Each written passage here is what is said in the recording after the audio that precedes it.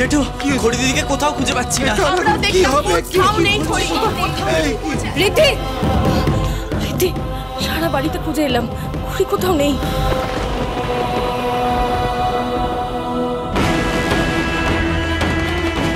I knew it. ঘড়ি ঠিক এরকম কিছু একটা করবে আমি জানতাম। রিপোর্টের কথাটা জানার পরও কিছুতেই বিয়ের পিড়িতে এসে বসবে না। ব্যাস এবার শুধু ওকে আমার খুঁজে বের করার অপেক্ষা। মেসিটা আমাদের সাথেই ঘরে ছিল, তারপর কাউকে না বলে কোথায় চলে যাবে? আমি কিছু বুঝতে পারছি না। আমি তো বুঝতে পারছি না কোথায় চলে যাবে। রীতি, তোর সাথে ঘড়ির কথা হয়েছে কোনো? পুরোহিত মশাই, বিয়ের লগ্ন আর কতক্ষণ আছে? সময় তো আর বেশি নেই, মিনিট 15 আছে। অনেকটা সময় তো আগেই নষ্ট হয়ে গেছে। 15 মিনিট আর মাত্র লগ্ন বাকি। মাথা কাজ করছে না। ঘড়িকে যেন তো প্রত্যেকবার ওদের বিয়ের আগে কোনো রকম অশান্তি হবে, ওদের বিয়েতে বাধা পড়বে। আর বাধা পড়বে না। পুরোহিত মশাই, আপনি রাহুল আর কুনালের বিয়েটা শুরু করুন, আমি একটু পরে আসছি। কি বলছিস নাকি বাবা? এভাবে বিয়ে ছেড়ে যাওয়া যায় না। এবার তুই কি জানিস কোনোভাবে ঘড়ি কোথায় যেতে পারে? না, আমি জানি, তবে ঘড়ি যেখানেই থাকুন আমি ওনাকে ঠিক খুঁজে বের করবো। রীতি, কি দৌড়াতে?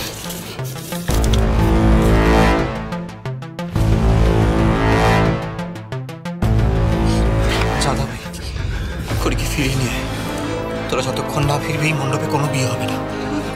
আমরা কেউ বিয়েতে বসবো না। কি আমি বুঝতে পারছি তুই কি বলতে চাইছিস, কিন্তু লগ্ন তো পেরিয়ে যাবে। তো তোরা যদি বিয়েতে না বসিস তাহলে কি করে হবে? বেরিয়ে যাক। কুনাল একদম ঠিক বলেছে, যদি বিয়ে হয় তাহলে তিনজনে একসাথে হবে। আমি একটা জিনিস বুঝতে পারছি না, রীতি একটু আগে ঘরে ছিল, কত দূরই বা যাবে? চল আমরা সবাই মিলে একবার খুঁজে দেখি। যেতে হবে না, আমি ওনাকে খুঁজে বের করবো। আর এমনিতে আমার ওনার সাথে একটা বোঝাপড়া করার আছে।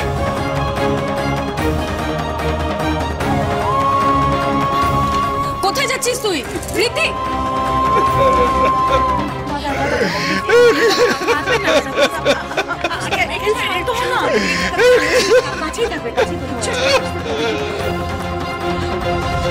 কি ব্যাপার? মৈনাক তো এখানেই ছিল। মৈনাক কোথায়? তার মানে আমি যেটা ভাবছিলাম সেটাই ঠিক। ওই রিপোর্টে নিশ্চয়ই কোনো গন্ডগোল আছে, আমাকে জানতে হবে সেটা কি।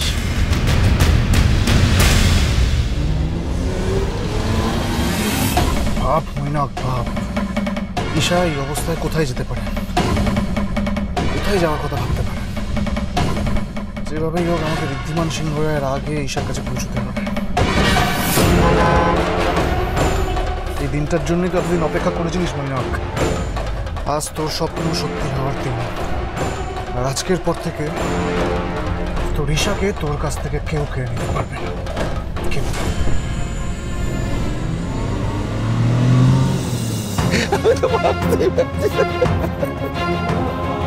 কোনো একটা কারণে মন খারাপ, বিশ্বাস করো। কালকে থেকেই দেখেছি, আমি আর বোন দুজনেই সেটা নোটিস করেছি, সেইভাবে সেটাকে বুঝতে পারিনি। ইভেন আজকে যখন আমরা রেডি হচ্ছিলাম তখনও দেখলাম ও একটা অন্যমনস্ক অন্য কোনো চিন্তায় বসে রয়েছে। আমি ওকে জিজ্ঞেস করেছি, তাও কিচ্ছু বলেনি। এমন করো না, শরীর খারাপ করবে তো। বলছি যে খুলির কেন মন খারাপ, কেন টেনশন করছিল, সেগুলো না হয় আমরা ওকে জিজ্ঞেস করে যখন ফিরে আসবে। আপাতত তোমরা এরকম করো না। তো দাদা, আপনি এরকম ভেঙে পড়ছেন কেন? ঋদ্ধিমান গেছে তো খড়িকে ঠিক ফিরিয়ে আনবে, আপনি এরকম করবেন না। দাদা একটা কথা আপনি শুনুন। আপনি জানেন তো যে খড়ি ঋদ্ধি ওরা একে অপরকে ছেড়ে থাকতে পারে না বেশিক্ষণ। এখন খড়ি গেছে, ও ঋদ্ধিকে ছেড়ে কি করে থাকবে? ওকে তো ফিরতে হবে না, ফিরে আসবে। ও দাদা, বলছি কি, খড়ির ঋদ্ধিকে না আলাদা করা অসম্ভব। আমাদের পরিবারের মধ্যে অনেক ঝড়ঝাপটা গেছে, কোনোদিন আমরা কখনো দেখেছি যে ওরা আলাদা হয়েছে? ওদের আলাদা করা অসম্ভব। আর ওদের ভালোবাসার অনেক জোর আছে, আপনি বিশ্বাস রাখুন, আমরা সবাই জানি কিচ্ছু হবে না, কিচ্ছু হবে না। আমি খড়িকে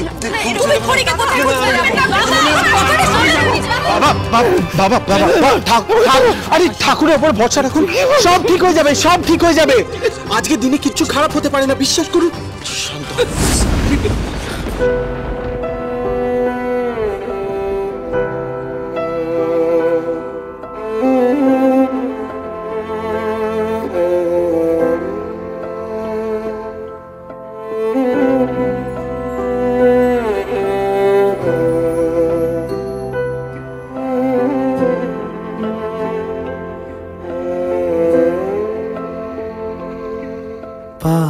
आए दूरियां फिर भी कम ना हुई एक अधूरी सी हमारी कहानी आसमां को जमीन ये जरूरी नहीं ঋদ্ধি আর খড়ির জীবনটাকে যে সুখ সমৃদ্ধিতে ভরিয়ে দেবে সে হলো इश्क सच्चा वही ওদের সন্তান। এই মুহূর্তে আপনি প্রেগনেন্ট নন ঠিকই, সেই সঙ্গে আপনি কোনোদিনও প্রেগনেন্ট হতেও পারবেন না। रंग थे ম্যাডাম আপনি শিলিগুড়ি টিকিট কাটলেন না? 5 মিনিটে বাস ছাড়বে, উঠে পড়ুন। एक जन्नत কৃষ্ণনগর বহরমপুর মালদা শিলিগুড়ি, কৃষ্ণনগর বহরমপুর মালদা শিলিগুড়ি, লালবাগ যাবে, চল চল চল চল চল, লালবাগ চলে, চলাচল চলাচল শিলিগুড়ি শিলিগুড়ি শিলিগুড়ি শিলিগুড়ি, কৃষ্ণনগর বহরমপুর মালদা শিলিগুড়ি, কৃষ্ণনগর বহরমপুর মালদা শিলিগুড়ি, চলাচল চলাচল চলাচল।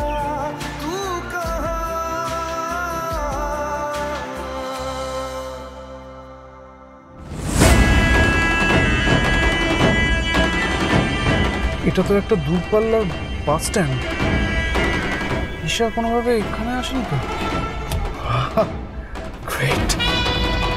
আর যদি তাই হয় তাহলে তো আজকের মতন গোল্ডেন অপরচুনিটি আমার লাইফে আর কোনোদিনও আসবে না। আমি আজই ঈশাকে নিয়ে অনেক দূরে চলে যাব।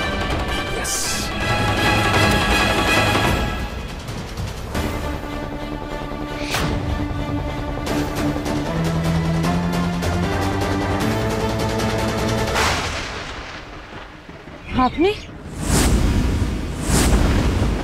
এইভাবে তো তিনটে বিয়ে আটকে যাচ্ছে, এরপরে তো লগ্নও পেরিয়ে যাবে। ঠাকুরমশাই প্লিজ আর একটু সময় দিন।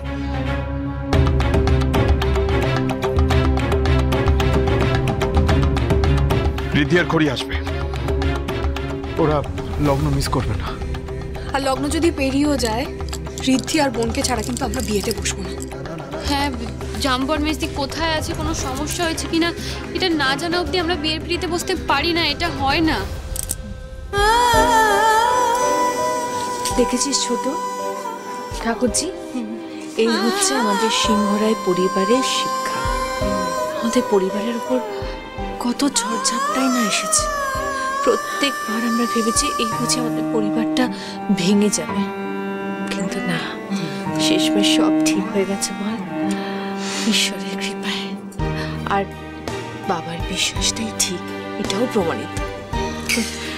সত্যি দিদি, এই সিংহরায় বাড়ির পরের প্রজন্ম ওরা আমাদের দেওয়া শিক্ষা সংস্কার কিচ্ছু বলেনি। না, ওদের মধ্যে দেখো যতই সমস্যা বা অশান্তি থাকুক না কেন, শেষমেশ কিন্তু সবটা সামলে নেয়, মানে একে অপরের সঙ্গে থাকে না। একদম।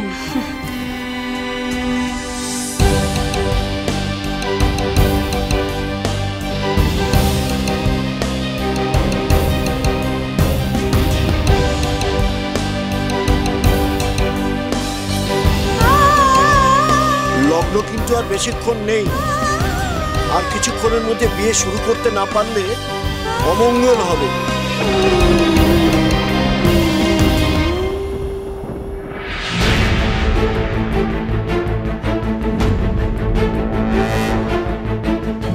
ঋদ্ধিমান বাবু, আমি চুপ, একদম চুপ।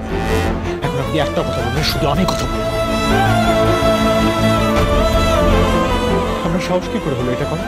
আমাকে বিয়ের মণ্ডপ থেকে ওখানে দাঁড় করিয়ে আপনি এভাবে পালিয়ে এলেন, ঠিক যেমনটা আপনার দিদি করেছিল। কি করে পারলেন আপনি আমাকে এভাবে ঠকাতে? বলুন, কোনো এক্সপ্লেনেশন না দিয়ে, কোনো কৈফিয়ত না দিয়ে আপনি বাড়ি ছেড়ে চলে এলেন। এতটাই ভীতু, এতটা মেরুদণ্ডহীন হয়ে গেছে না?